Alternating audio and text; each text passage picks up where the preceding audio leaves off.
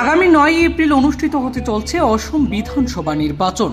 এই গণতান্ত্রিক প্রক্রিয়াকে শান্তিপূর্ণ ও সুষ্ঠুভাবে সম্পন্ন করতে পাথারকান্দি বিধানসভা কেন্দ্রে জোরদার করা হয়েছে নিরাপত্তা ব্যবস্থা।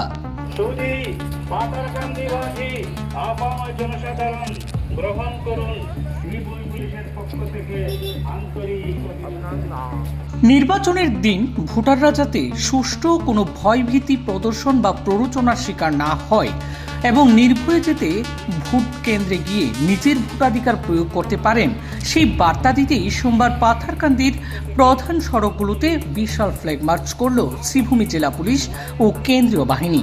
সন্ধ্যায় পাথারকান্দি থানার পুলিশ এবং আধা সামরিক বাহিনীর জওয়ানদের অংশগ্রহণে এই রুটে মার্চ করা হয়।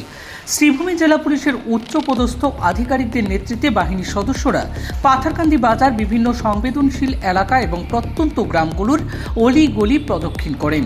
পুলিশ প্রশাসনের পক্ষ থেকে জানানো হয়েছে, নির্বাচনের সময় শান্তি শৃঙ্খলা বজায় রাখা এবং কোনো ধরনের যাতে অপ্রীতিকর ঘটনা রুখতে তারা সম্পূর্ণভাবেই প্রস্তুত রয়েছে। এই ফ্ল্যাগ মার্চের মূল উদ্দেশ্য হল সাধারণ মানুষের মনে আত্মবিশ্বাস জাগানো এবং অশুভ শক্তিকে কড়া বার্তা দেওয়া। ফ্ল্যাগ মার্চ চলাকালীন মাইকিংয়ের মাধ্যমে সাধারণ মানুষকে নির্ভয়ে ভোট দিতে গিয়ে এগিয়ে আসার জন্য আহ্বান জানানো হয়।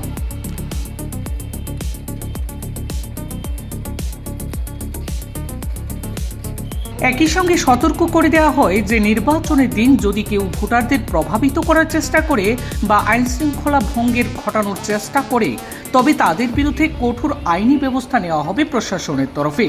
পাথারকান্দি যেহেতু একটি সংবেদনশীল সীমান্ত এলাকা, তাই এখানকার প্রতিটি বুথ এবং সংশ্লিষ্ট এলাকাগুলোতে বাড়তি নজরদারি চালানো হচ্ছে। স্থানীয় বাসিন্দারা প্রশাসনের এই তৎপরতাকে স্বাগত জানিয়েছেন। তাদের মতে পুলিশের এই সক্রিয়তা সাধারণ মানুষের মধ্যে স্বস্তির নিঃশ্বাস বইয়ে আনবে।